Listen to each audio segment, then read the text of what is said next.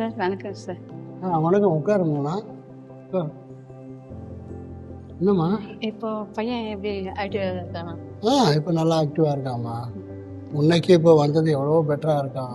நல்லா பண்ணுறான். உங்களுக்கு எதனா தொந்தரவு கொடுக்குறானா? இல்லைம்மா, அப்படிலாம் இப்போல்லாம் தொந்தரவு கொடுக்கல.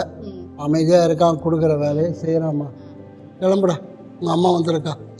தேங்க்ஸ். பத்திரமா போ. அம்மா கூட எப்படி போ. நாளைக்கு கிளாஸ்க்கு வந்துடணும்மா. டெய்லி அனுப்பிடுங்க.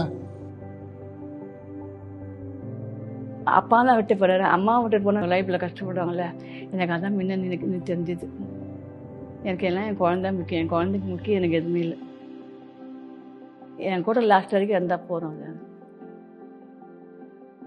என் பேர் மோகனா. எனக்கு வயசு 50 ஆகுது. என் மாமியார்கிட்ட கேட்டேன், இந்த மாதிரி குழந்தை எந்த இதுவும் இல்லைம்மான்னு சொன்னேன். கேன்ல போய் பாருன்னு சொன்னாங்க. அவங்க எந்த ஆக்டிவிட்டியும் இல்லை, குழந்தை அமைதியாக இருப்பாங்க. கொஞ்ச நாள் கழிச்சு தான் குழந்தைங்களுக்கு எல்லாம் சப்போர்ட்டை கொடுப்போம்னு சொன்னாங்க. என் மாமியார் நான் சொன்னேன், இந்த குழந்தைய கழிச்சிட்டு எங்கள் வீட்டுக்கு வரீங்களான்னு கேட்டாங்க. எனக்கு என் குழந்தைன்னு முக்கியம் நான் சொல்லிட்டு இருந்துட்டு, எங்கள் ஹஸ்பண்டும் அம்மா சொல்கிறத கேட்பாங்க. எங்கள் அம்மா என்ன சொல்கிறாங்களோ அதான் நான் செய்வேன்னு சொல்லிட்டாங்க. கோர்ட்டில் என்ன கேட்டாங்கன்னா, நீங்கள் அப்பாட்ட போகிறீங்களா அம்மாட்ட போகிறீங்களா? அவன் நான் சொல்லிட்டேன்னா, எனக்கு எங்கள் அம்மா தான் முக்கியம்.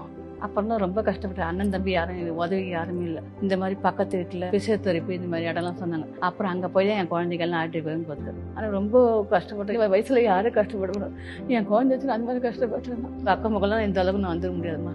சொந்தக்காரங்க யாருமே எங்களுக்கு வரல. ஆஸ்பத்திரியில் இருந்து என்ன சொல்கிறாங்கன்னா, அந்த வார்ட் பாயிலாக இருக்காங்க வர, குழந்தை இந்த மாதிரி அவுத்து போட்டு அவன் பாட்டு நிற்கிறானே, பக்கத்து ஒரு பெட் இல்லை, எங்களுக்கெல்லாம் அசிங்கமாக இருக்குது சொன்னாங்க. நீங்கள் என்ன சொன்னாலும் எனக்கு கவலை கிடையாது. என் குழந்தை எனக்கு முக்கியம். அவன் ட்ரெஸ் எடுத்து போட்டாலும் என்ன பண்ணாலும் நான் தான் என் குழந்தைகளை செய்வேன். அவங்களுக்கோசம் நான் வீட்டு வெளிலாம் போனேன். ஒரு வீடாக போய்ட்டு இந்த மாதிரி என் குழந்தைக்கு முன்னாடி செய்வீங்களா கொள்ளிங்களான்னு கேட்டேன். வீட்டு வீடாக போய் பிச்சை எடுக்குது இதெல்லாம் போய் நாங்கள் போய் கேட்டோம்.